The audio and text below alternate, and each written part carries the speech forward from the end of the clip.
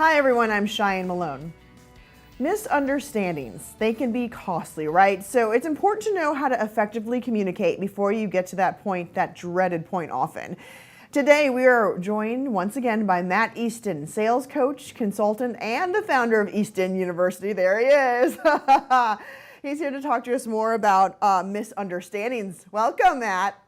Thanks for having me, Cheyenne. I think we're gonna help people out both in their business. Misunderstandings are costly in business, and they cause us drama in our personal life. Hopefully, we're gonna solve both sides of that coin for our amazing audience today. Awesome, love that. Well, break it down for us. What types of misunderstandings are we talking about when it comes to business? Well, can I give you a specific example? I would love it.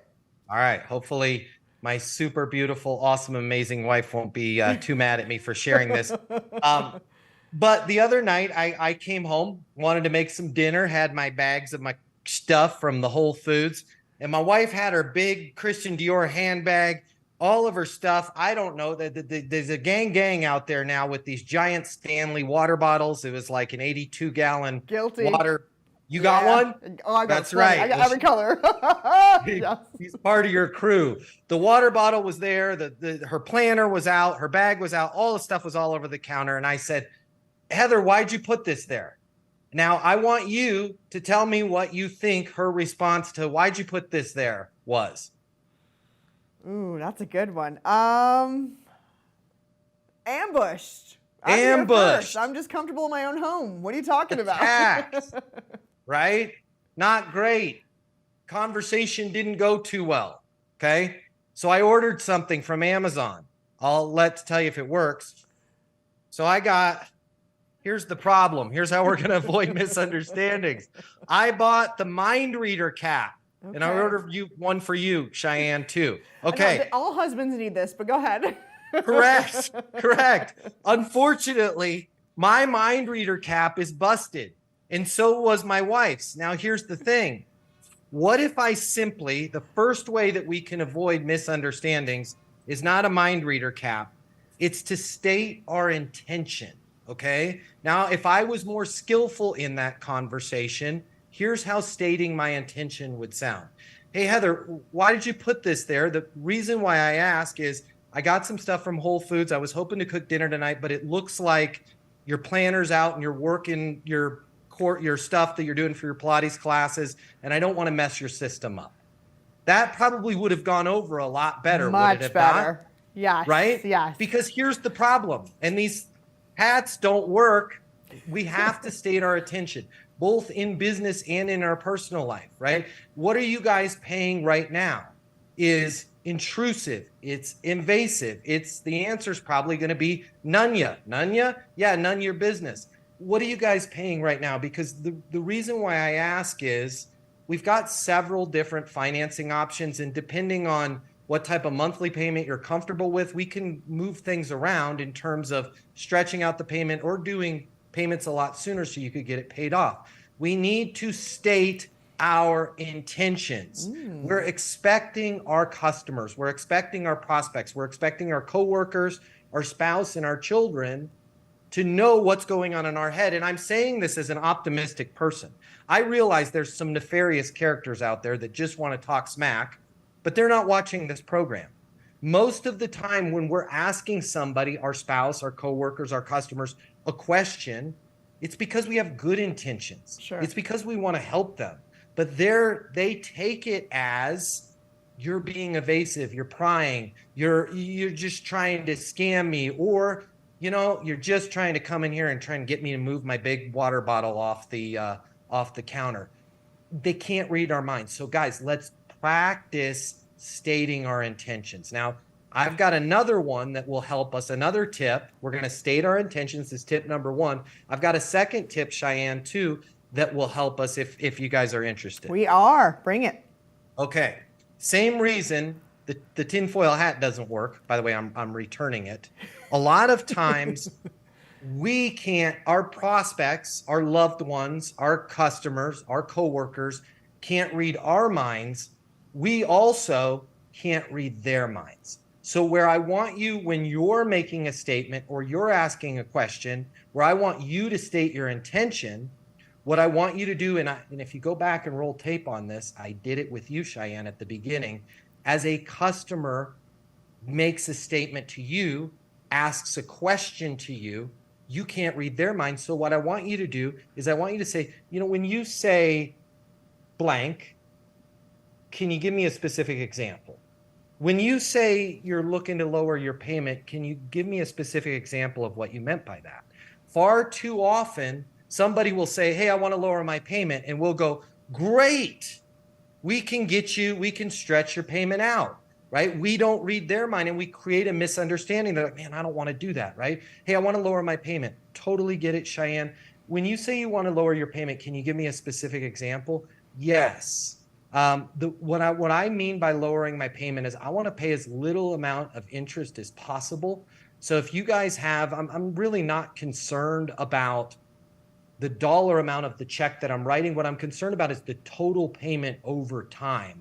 So if there's a way I could maybe do 12-month financing and pay a little bit less interest, I'd be more interested in that, right? Again, we want to help that customer. We want to help that prospect. We want to help that coworker or loved one. But a lot of times we've only got a piece of the story, or worse, we're looking at the world through our lens, what we think lowering our payment should be, or what the last 10 clients that we worked with should be, when all it takes is, when you say blank, can you give me a specific example? Hey, we weren't happy with the florist we used before. Don't jump into, oh, you're going to be really happy with us. We're the #1 florist in Atlanta and we've got 900 reviews and we're great. Oh my goodness. When you say you weren't happy with your florist before, can you give me a specific example of what happened? Yeah, so we do a lot of weddings here at our facility and we recommend florists. We've had somebody who's been great for 10 years, but they switched out their personnel and they've been late on their deliveries the last 10 out of 20 times. And when you've got a wedding, things have to move on the clock and it's held us up here. When you say it's up here, how did you work around that with the flowers being delivered late? Wasn't good. Our team had to really scramble to get everything in place and do the place things. Now you're having a more collaborative conversation. It's not about me being the smartest person in the room. Cheyenne, it's not about you being the smartest person in the room. It's not about our audience being the smartest person in the room. It's about us truly understanding our clients, our coworkers, our loved ones. And until they figure out that tinfoil hat and get it to work, the only way we're going to understand is, one, when we state our intentions, when we make a statement or ask a question, and two, we allow that person to give us a specific example of what they truly meant when they ask us a question or they make a statement to us.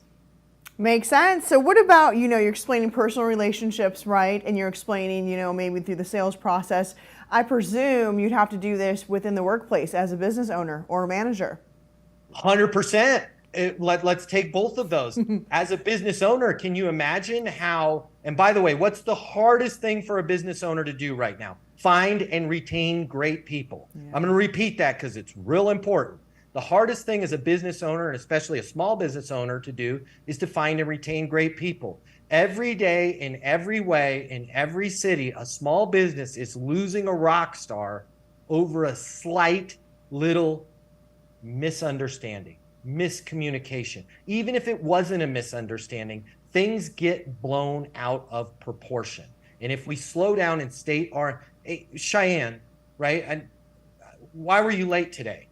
Right? Nanya, I'm out of here. I got 4 other job offers. Cheyenne, why were you late today? The reason why I ask is, you're really important to our organization and I've noticed things haven't been going well. I don't want to pry. I don't want to share anything. I just want to make sure that myself and the rest of the team here is supporting you. It sounds like you got some stuff going on. Yeah, I didn't really want to get into it, but my son, he was getting bullied last year and he's doing a new school, and with school starting, it's been real difficult with us with the adjustment, and I don't really understand traffic getting to that new school, and I really apologize.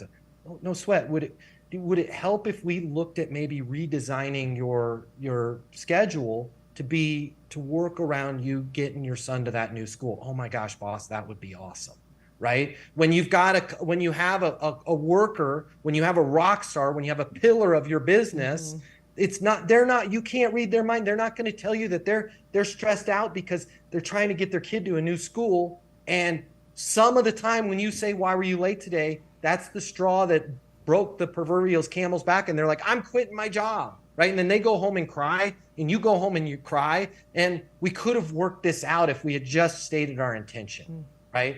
Or same thing for them. When they say to you, hey, I'm going to be late, instead of just popping off, well, that's unacceptable. When you say you're going to be late, can you give me a specific example of what's going on? Yeah, I mean, I don't want to really share with, my personal stuff. I know it's not your guys. No, you've worked here. You've been great. We love having you here. What's up? What's going on?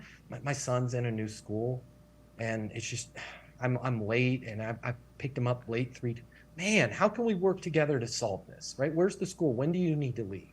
Right now, you've got a collaborative conversation on your hands. State your intentions if you're a business owner. State your intentions, by the way, if you're an employee, right? Not everybody is out to get you. Your employees aren't out to get you. Your boss isn't out to get you. Guys, let's slow the process down. Let's slow the conversation down, and let's truly understand each other. Good things will happen. It goes both ways. I like it. You've got to understand both ways. Both sides, for sure. Yep. Matt, before we say goodbye, any final thoughts? Yes, I have final thoughts. If you guys need sales coaching for your people, if you're a small business, if you're a big business, and you want your people to be more skillful and effective, check us out over at Easton University. You guys can follow me on social media, even if you just want better ways to get your kid to do your homework or to not have arguments before you cook dinner. You can find me on social media at Easton University. I'm here for you guys. I love you guys. I want to make your life better. I want to make it easier.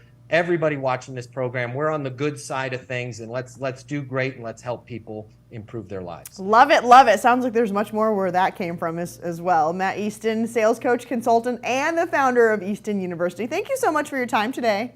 Thank you so much for having me, Cheyenne.